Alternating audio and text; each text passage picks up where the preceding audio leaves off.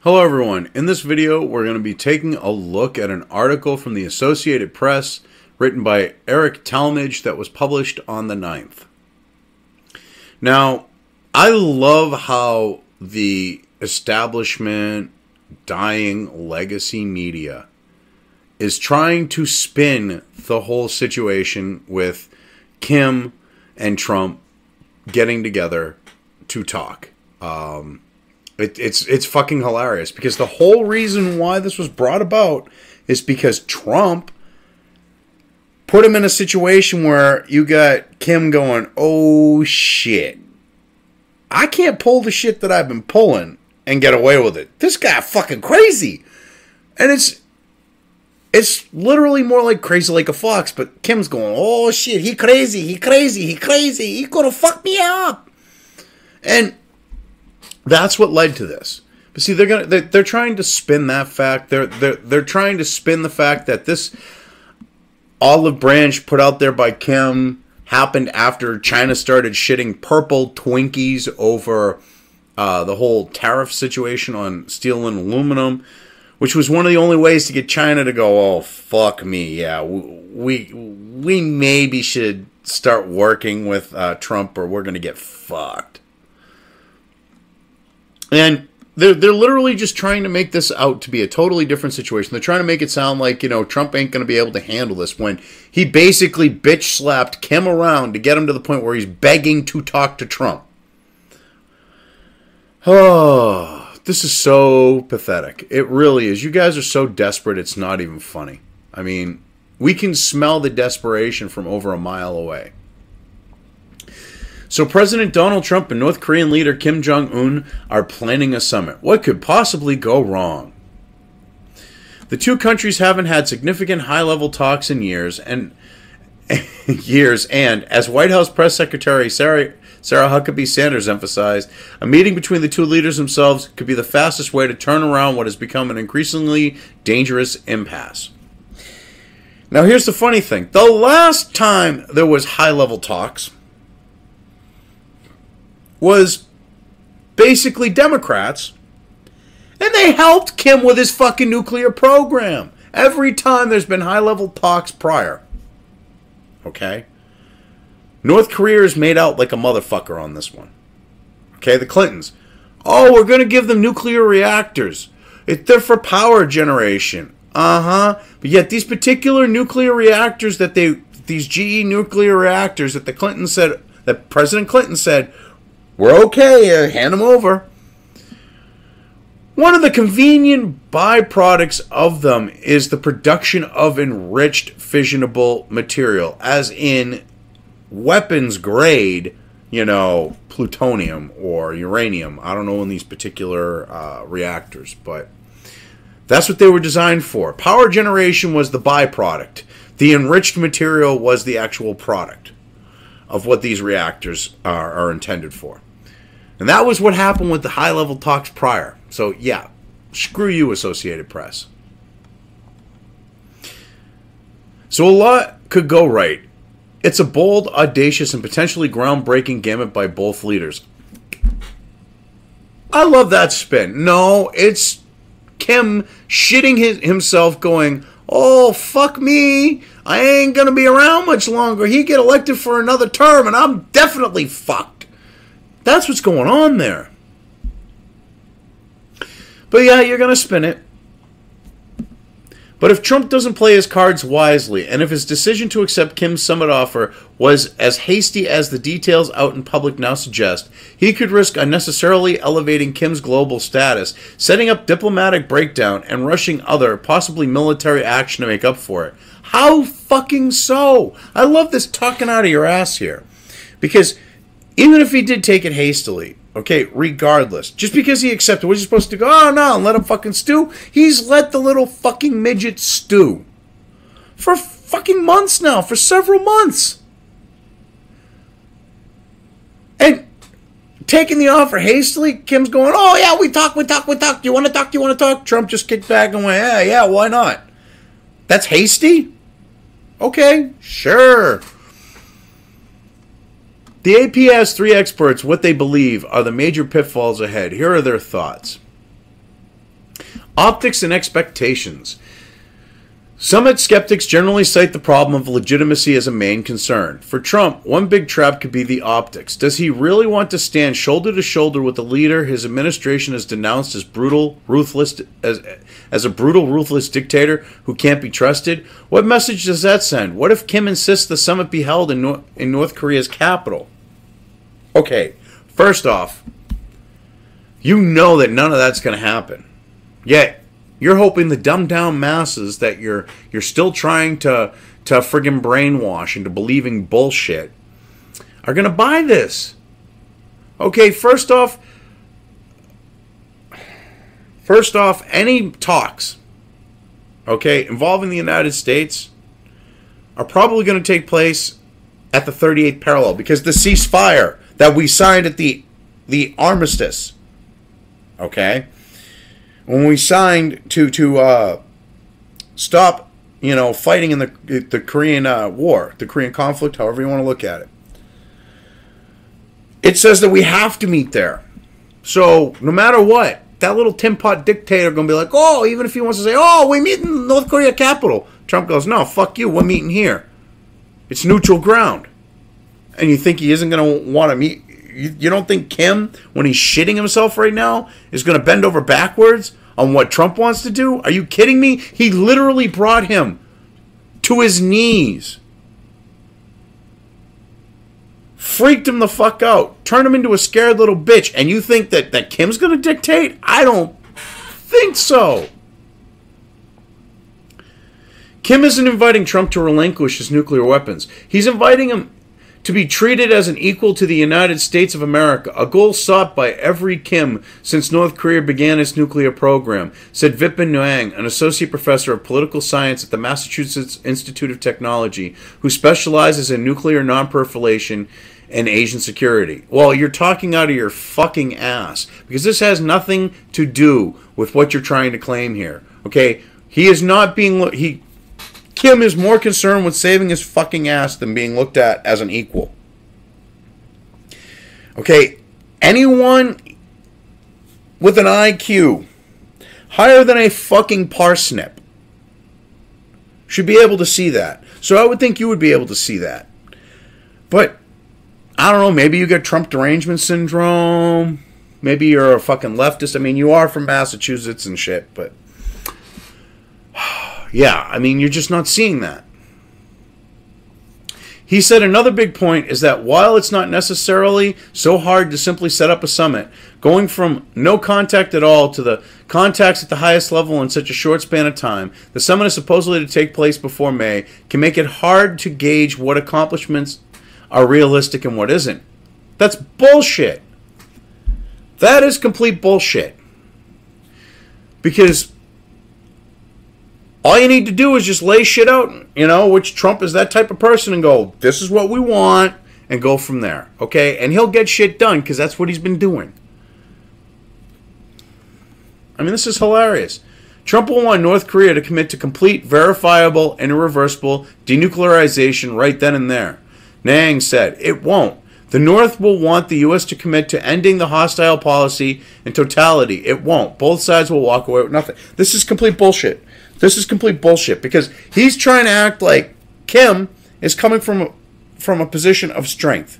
Okay? Kim initiated the fucking whole thing of, oh, Trump, let's meet, let's sit down and talk. He did that because he's fucking desperate.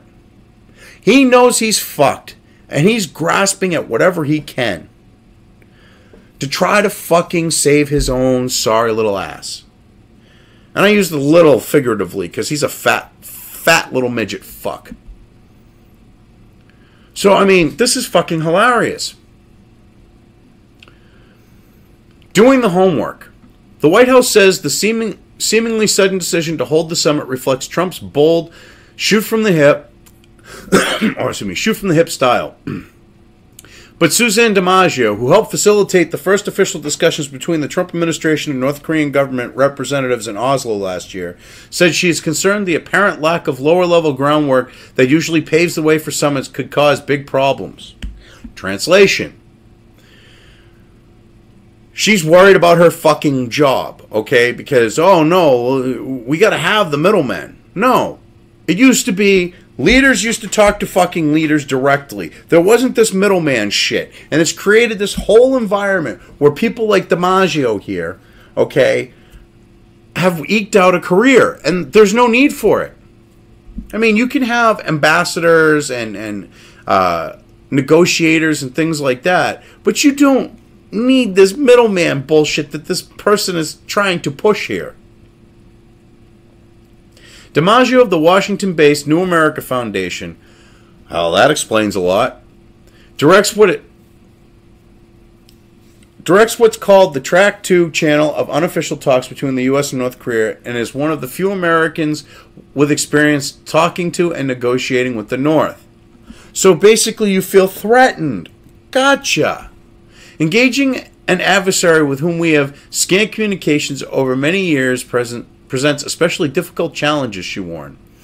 A hollowed-out State Department only amplifies the magnitude of the challenges. This, combined with President Trump's infamous penchant for going off script and his admiration for authoritarian types, could weaken our negotiating position. What the fuck are you talking about? Wow, you are seriously a crazy fucking bitch. If you honestly think that Trump is going to have admiration for Kim, you seriously need help. You're a mental case. And you're talking about weakening a negotiating position? Excuse me. Previous administrations have handed Kim every fucking thing he wanted.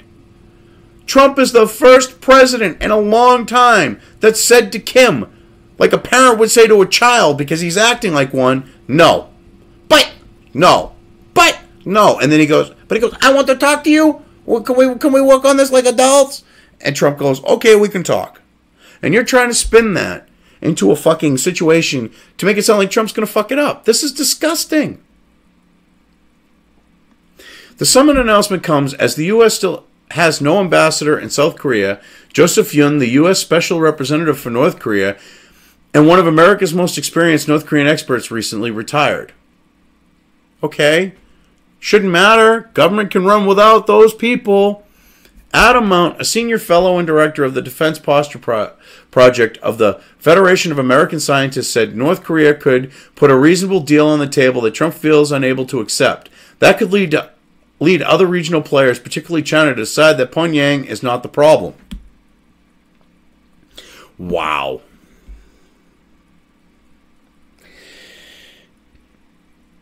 What's reasonable to you, you fucking idiot? Because I'm sure he would put something on the table that Trump would reject that isn't reasonable. And from the sound of things, you'd say, oh, well, that was reasonable. He needs to start hearing no. Okay? Fuck reasonable. We didn't elect Trump to be reasonable with psychotic little despots who try to, threaten the United States and intimidate the United States because they got a few nukes. Okay, the whole goal is we put them in there to bash fucking skulls globally and fucking represent the United States' best interests. Okay? Not suck North Korea's dick. Okay, or Kim's dick. Like Obama did. Like Clinton did. Fuck you.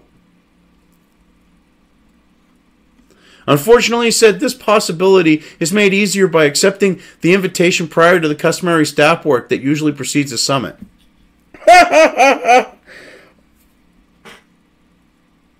Wow. So because two world leaders directly interfaced with each other, for the most part, and didn't have the bureaucrats working in between, that could fuck things up, Okay, yeah. You could make things harder, sure. Wow. You people are pathetic.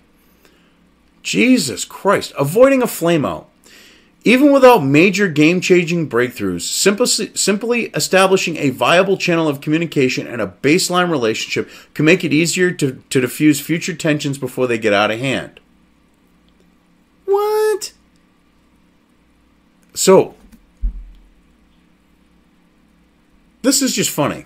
So what you're saying is even though without major game-changing breakthroughs, just having a viable communication and baseline relationship could make it easier. No.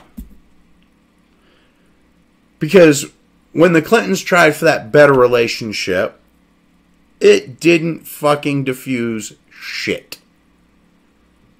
It just turned Korea into a nuclear fucking power. Because yeah, let's fucking make Kim happy. Let's suck his dick. Let's give him a reach around while we're handing him nuclear reactors. While we're doing a rusty trombone. What did that get us? Just this crazy little psychotic who's now got fucking nukes.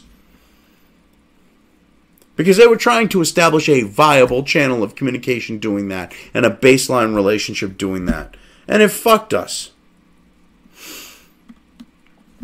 So taking things slowly isn't necessarily a bad thing. Excuse me. When Kim is pushing to talk to Trump, pushing for it, it's tipped his hand that he's scared fucking shitless. He's flinched. He's going to bend over backwards to try to not piss off Trump. Because he knows his ass is in a fucking sling right now. Jesus Christ. Now, I apologize. I've sworn a lot in this video. I want to apologize. It's just, this stuff like kind of really pisses me off looking at this. It really does. And I got to get back into watching my language again. But again, I am sorry. But if Trump goes into the summit looking for a huge game-changing breakthrough and comes up embarrassingly short, he could find himself a few options for a next step. Okay, you're already setting him up for failure, and Kim's the one that's, coming with his tail between his legs going, oh, can we talk? Can we talk? So, yeah. Keep on pushing this narrative. Just go on. Watch when it blows up in your face like every narrative you push so far. Watch what happens. If Trump goes at all and expects to announce a denuclearized North Korea, he will leave disappointed and may be angry enough to believe that talks are useless and only military options are left, Narang warned. No, that's completely false because, you see, Kim's at a point where he's got a choice. Either he's going to remain in power and not have nukes, and he's going to work towards reunification or something, or he's fucked. Those are his two options at this point. And he knows it. So he's going to do what he can to stay in his position as long as he possibly can. And that means getting rid of his nukes. Sorry, but that's the only way that he's going to even remotely have a chance of doing it. And he knows this. And I would think you would know this being the supposed expert you are, Narang. Or Narang, yeah, whatever the fuck your name is. Without a lot more clarity going into the summit, he added, it could fall through in the worst way. Oh, keep pushing this narrative. Oh my God. There is enough wiggle room on both sides for either side to back out, he said. In my view, working level dialogue is the most promising way forward. No talks and zooming straight into a Kim Jong Un Donald J. Trump summit are both likely to end badly. No. See, what I think Narang is wanting is for the bureaucrats to negotiate the shit and then just Trump to sign off on it and, push that idea of, Trump can't handle it. Because that's what it sounds like he's trying to imply here. I mean, this is ridiculous what AP is doing with this. They literally have taken what facts are available and twisted them. Okay, they don't look at the fact that Kim is basically begging to speak to Trump because he knows he's fucked. And they're trying to play it that he's the one in the position of power in this dynamic. No, Trump is the one in the position of power. He's the one, okay, who is holding all the cards. Not that little pudgy little midget fuck. Jesus. This is so friggin' sad and pathetic. It really is. Anyway, I think I've covered this well enough. I'm just going to leave things here. If you liked this video, depending on where you are watching it, please give it an upvote or thumbs up. If you want to know when new content of mine hits the internet, don't forget to subscribe to one or more of my social media or video accounts listed here. Also, with YouTube, don't forget to ring that bell. You can find all of my video content on both BitChute and YouTube. This may not be the case with other places I upload to, but I will try to minimize this happening. You are always welcome to interact with me at any of these sites on the list, so feel free to do so. If you have anything you want me to cover in a video, when it comes to news or current events, send it right along to me. I will try to do my best to cover it. As always, thank you for watching.